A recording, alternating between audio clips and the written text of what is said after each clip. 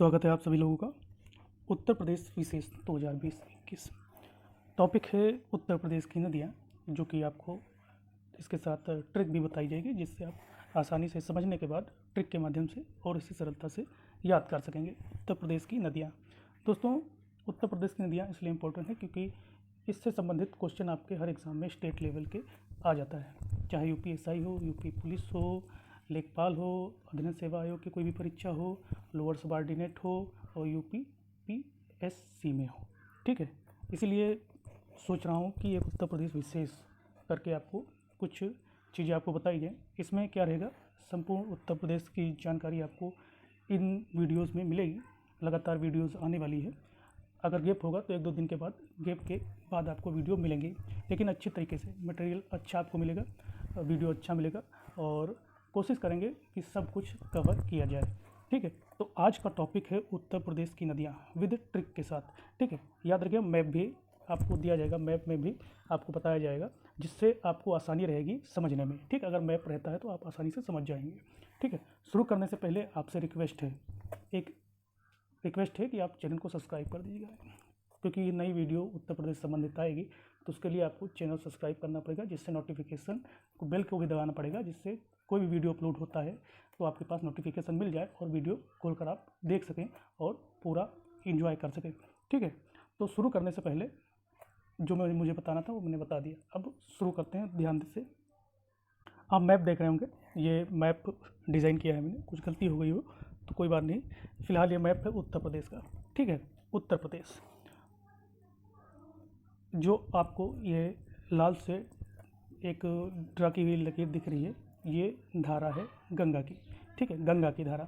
ठीक है, बात करेंगे गंगा की सहायक नदियों के बारे में जो उत्तर प्रदेश में है। विशेषकर उसी की सहायक नदियाँ जो हैं गंगा की मिलती हैं, और यही सारी नदियाँ उत्तर प्रदेश में, ये उत्तर प्रदेश की नदियाँ कहलाती हैं जो उसके क्षेत्र में पड़ती हैं। ठीक है, अब इसको हम किस तरह से समझेंगे, याद करेंगे और किस तरह से हम इसे समझने की कोशिश करेंगे, इसके लिए आपको मैप बहुत ज़रूरी रहता है समझने के लिए। हम इसको डिवाइड करेंगे कई प्रकार से। पहले डिवाइड करेंगे 3 भागों में। पहला भाग जो हिमालय से नदियाँ निकलती हैं, दूसरा जो प्रायद्वीपीय पठार से निकलती हैं, तीसरा जो नेपाल के दलदल अथवा किसी झील वील से निकलती हैं नदियाँ। ठीक है, उसके बाद बात करेंगे गंगा की बाईं ओर से निकलने वाली नदियों के बारे में, फिर बात करेंगे दाईं ओर से निकलने वाली नदियों के बारे में। ठीक है, और ज़रूरी होगा जब बाईं और दाईं ओर से निकलने वाली नदियाँ, तब आपको थोड़ा एक अच्छे तरीके से याद हो जाएगा। पहले बात करेंगे हिमालय से निकलने वाली नदियाँ, प्रायद्वीपीय पठार से निकलने वाली नदियाँ और किसी झील से निकलने वाली नदियाँ।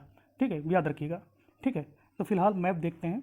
मैप मैं आपको दिखा रहा हूँ, इसमें जो लाल नदी है उसके अलावा जो नदियाँ आकर मिल रही हैं इस लाल वाली नदी यानी गंगा नदी में, ये सब सहायक नदियाँ हैं।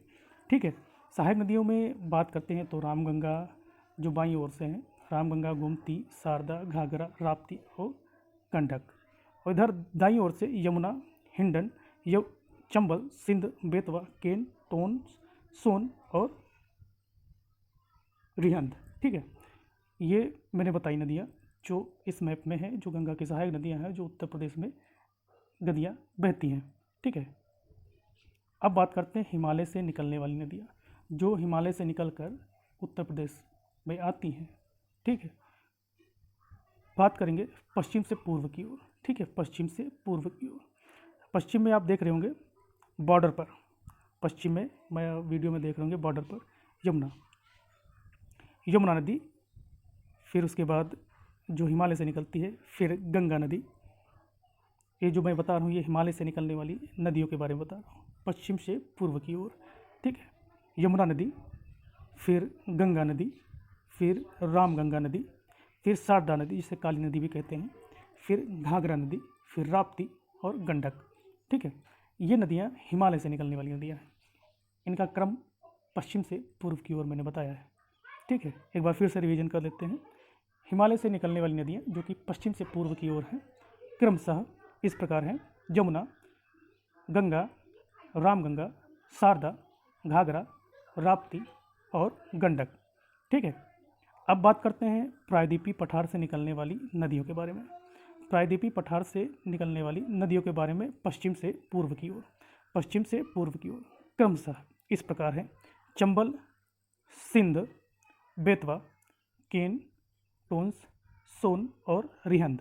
ठीक है, याद रखिएगा, पश्चिम से पूर्व की ओर प्रायद्वीपीय पठार से निकलने वाली नदियाँ: चंबल, सिंध, बेतवा, केन, टोंस, सोन, रिहंद। ठीक है, प्रदेश के झील से या तराई दलदल से निकलने वाली नदियों के बारे में बता देते हैं। ठीक है, आप देख रहे होंगे मैप में गोमती नदी ना हिमालय से निकल रही है और ना प्रायद्वीपीय पठार से, आप देख रहे होंगे ये कि एक झील से निकलती है गोमती नदी के अलावा वरुणा सई नदी भी है जो तराई दलदल से निकलती हैं। अब बात करते हैं थोड़ा गंगा नदी के बारे में। गंगा नदी भागीरथी एवं अलकनंदा नदी देवप्रयाग में मिलकर, इनकी संयुक्त धारा मिलकर गंगा नदी का निर्माण करती है। कहाँ? देवप्रयाग में। भागीरथी नदी, अलकनंदा नदी। अब बात करते हैं भागीरथी नदी उत्तराखंड में उत्तरकाशी जिले के गौमुख के निकट गंगोत्री ग्लेशियर से निकलती है। भागीरथी। अलकनंदा नदी सतोपंत ग्लेशियर से निकलती है। भागीरथी अलकनंदा नदी की संयुक्त धारा जब देवप्रयाग में मिलती है तो गंगा नदी का निर्माण करती है। भागीरथी नदी उत्तराखंड में उत्तरकाशी जिले गौमुख के निकट गंगोत्री ग्लेशियर से निकलती है और अलकनंदा नदी संतोपंत ग्लेशियर से निकलती है। देवप्रयाग में मिलकर ये संयुक्त धारा गंगा नदी कहलाती है। यही गंगा नदी जब उत्तर प्रदेश में जाकर निकलती है और इसकी सहायक नदियाँ जब मिलती हैं तो आप एक तरह से कहा जाए तो सबसे बड़े जो एरिया है गंगा नदी का बहने वाला, निकलने वाला प्रवाह धारा, वो सबसे ज़्यादा उत्तर प्रदेश में है। उत्तर प्रदेश के अलावा गंगा नदी किन राज्यों में होकर बहती है उनमें आपको बता दें। गंगा नदी उत्तराखंड से पश्चिम बंगाल से होकर बांग्लादेश में प्रवेश करती है, फिर बंगाल खाड़ी में गिरती है। भारत में यह 5 राज्यों से होकर गुजरती है, जिनमें उत्तराखंड, उत्तर प्रदेश, बिहार, झारखंड और पश्चिम बंगाल है। ठीक है, याद रखिएगा, उत्तराखंड, उत्तर प्रदेश, बिहार, झारखंड, पश्चिम बंगाल। इनमें सबसे ज़्यादा लंबाई, सबसे ज़्यादा एरिया उत्तर प्रदेश में रहता है गंगा नदी का, और सबसे कम झारखंड में। ठीक है,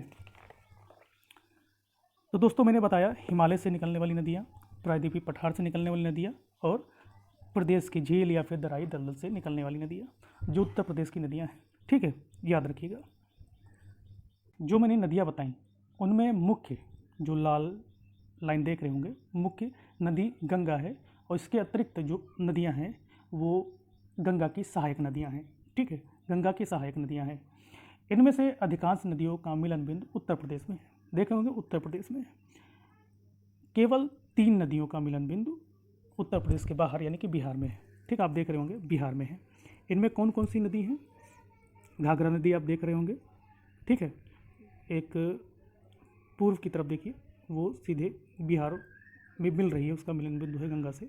एक गंडक नदी है और एक प्रायद्वीपीय पठार से निकलने वाली सोन नदी।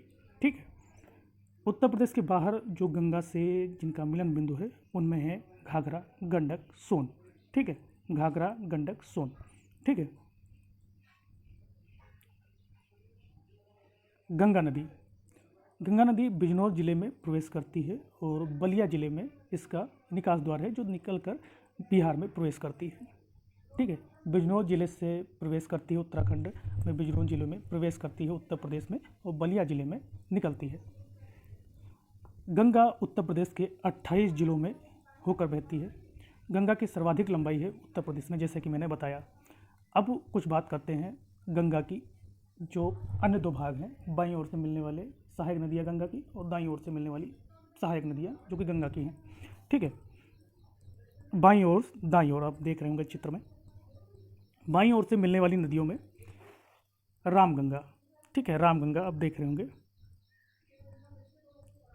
गोमती नदी, घाघरा नदी और गंडक नदी। अब मैं देख रहे होंगे घाघरा नदी। ठीक है, घाघरा की सहायक नदियां हैं शारदा, राप्ती, जो सीधे गंगा नदी में नहीं मिल रही हैं, वो घाघरा में मिल रही है और घाघरा का पानी घाघरा नदी सीधे जाकर गंगा नदी में मिल रहा है जो कि बिहार में है। उत्तर प्रदेश के एरिया वाले गंगा नदी में नहीं मिल रहा है, वो बिहार वाली एरिया वाली नदी में मिल रहा है। जैसा कि मैंने बताया कि 3 नदियां हैं जो उत्तर प्रदेश के बाहर यानी कि बिहार में जो मिलती हैं उनमें घाघरा, गंडक, सोन। ठीक है, याद रखिएगा। घाघरा में शारदा और राप्ती नदी मिलती है, जो उस जल क्षेत्र को ले जाकर गंगा नदी में मिलाती है, जो कि बिहार के एरिया में पड़ता है। बाईं ओर से मिलने वाली नदियाँ रामगंगा, गोमती, घाघरा, गंडक। ठीक है, रामगंगा हरदोई में गंगा से मिलती है। रामगंगा हरदोई में गंगा से मिलती है। गोमती नदी वाराणसी में मिलती है। ठीक है, गोमती नदी जो पीलीभीत जिले के दलदली फुलहर झील से निकलती है। ठीक है, फुलहर झील से निकलती है। दलदली एरिया वाली मैंने नदी बताई थी शुरुआत में, गोमती, वरुणा और सरी। ठीक है, अब बात करते हैं घाघरा और गंडक। ये दोनों नदियाँ उत्तर प्रदेश राज्य के बाहर बिहार राज्य में गंगा से मिलती हैं। शारदा और राप्ती नदियाँ भी बाईं ओर से मिलती हैं, लेकिन ये दोनों गंगा नदी प्रत्यक्ष रूप से नहीं मिलती। ये घाघरा की सहायक नदियों के रूप में जाकर इनका जल गंगा नदी में मिलता है, जो कि बिहार क्षेत्र में मिलता है। अब बात करते हैं गंगा में दाईं ओर से मिलने वाली सहायक नदियाँ। गंगा में दाईं ओर से मिलने वाली सहायक नदियाँ तो यमुना नदी इलाहाबाद में गंगा से मिलती है। टोंस नदी इलाहाबाद में मिलती है। सोन नदी बिहार में मिलती है। 3 नदियों के बारे में बताया था, याद रखिएगा, अब दिमाग में फीड हो जाएगा। घाघरा, गंडक, सोन जो उत्तर प्रदेश के बाहर राज्य के बिहार राज्य में गंगा नदी से मिलती हैं। ठीक है दोस्तों, गंगा की सबसे बड़ी सहायक नदी यमुना है, जो कि दाईं ओर से गंगा में मिलती है।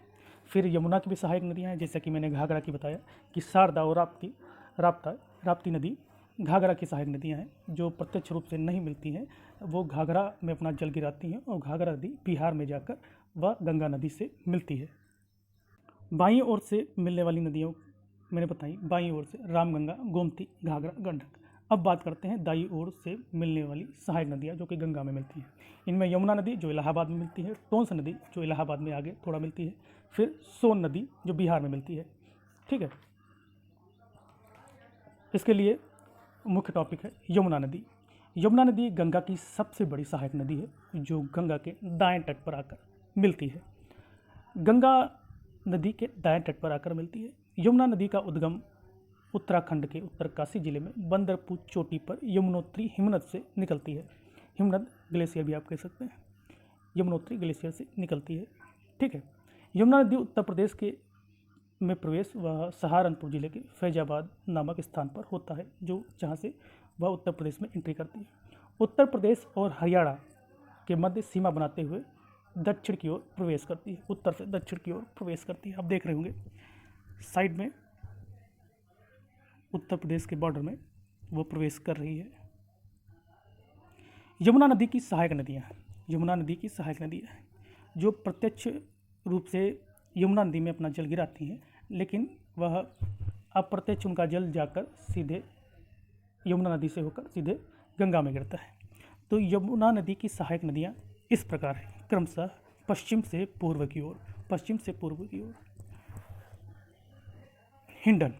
हिंडन नदी आप ऊपर देख रहे होंगे, जो कि यमुना नदी में मिलती है। फिर चंबल, सिंध, बेतवा, केन। ठीक है, बेतवा, केन। ठीक है, हिंडन, चंबल, सिंध, बेतवा, केन ये यमुना की सहायक नदियां हैं। ठीक है, यमुना की सहायक नदियां हैं। हिंडन नदी यमुना में नोएडा में मिलती है। चंबल नदी इटावा से 40 किलोमीटर दूर मुरादगंज में मिलती है। सिंध नदी यमुना में जालौन में मिलती है। बेतवा नदी हमीरपुर में मिलती है। केन बांदा में मिलती है। गोरखपुर राप्ती नदी के किनारे है। ठीक है, इंपॉर्टेंट, कई बार पूछा गया है गोरखपुर किस नदी के किनारे है। गोरखपुर राप्ती नदी के किनारे है। दोस्तों, दाईं ओर से गंगा में मिलने वाली नदियाँ यमुना, टोंस और सोन। ठीक है, दाईं ओर से मिलने वाली यमुना, टोंस, सोन, इनमें सबसे बड़ी गंगा की सहायक नदी यमुना, और यमुना की सहायक नदियाँ जो कि मैंने बताया हिंडन, चंबल, सिंध, बेतवा, केन। ठीक है, याद रखिएगा। यमुना की सहायक नदियाँ पूछ सकता है कि क्वेश्चन दिया होगा यमुना की इनमें से सहायक नदियाँ कौन सी है, ऑप्शन दिया होगा या फिर यह भी दिया होगा यमुना की इनमें से सहायक नदियाँ कौन सी नहीं है, ऑप्शन दिया होगा। ये 2 प्रकार से पूछ सकता है क्वेश्चन, आपको बताना होगा उसका आंसर, ठीक है। गंगा नदी की विस्तृत जानकारी आपको गंगा नदी तंत्र में दी जाएगी, जो कि मैं अलग से एक वीडियो बनाऊंगा जिसमें गंगा नदी की संपूर्ण नदियाँ होंगी, ठीक है। तो हमने यहाँ पे बात की गंगा नदी को, उत्तर प्रदेश में बहने वाली नदियों में हमने इस प्रकार बात की कि गंगा नदी को 2 भागों में डिवाइड किया, बाईं ओर से दाईं ओर। इससे पहले हमने गंगा नदी को डिवाइड किया उत्तर प्रदेश में हिमालय से निकलने वाली नदियों के बारे में जगह, और प्रायद्वीपीय पठार से निकलने वाली जगह, और किसी झील से निकलने वाली नदियों के बारे में, ठीक है। अब बात करते हैं कुछ पॉइंट्स के बारे में जो इम्पोर्टेंट पॉइंट्स हैं। उत्तर प्रदेश की नदियों के उद्गम स्थल के आधार पर 3 भागों में बांटा गया है। हिमालय से निकलने वाली नदियों के बारे में जैसे कि मैंने शुरुआत में बताया, फिर प्रदेश के मैदानी क्षेत्र या फिर दलदली क्षेत्र से निकलने वाले, प्रायद्वीपीय पठार या फिर दक्षिणी पठार से निकलने वाली नदियों के बारे में आपको मैंने बताया, ठीक है। फिर अब बात करते हैं, उसके बाद बात की हमने उत्तर प्रदेश की बाईं ओर से निकलने वाली नदियाँ, फिर दाईं ओर से निकलने वाली नदियों के बारे में। सरकारी तौर पर प्रदेश को 8 नदी बेसिन में बांटा गया है। सरकारी तौर पर उत्तर प्रदेश को 8 नदी बेसिन पर बांटा गया है। कौन कौन सी नदी बेसिन है? गंगा, यमुना, रामगंगा, गोमती, घाघरा, गंडक, राप्ती व सोन। ये 8 नदियों को 8 नदी बेसिन में बांटा गया है, ठीक है।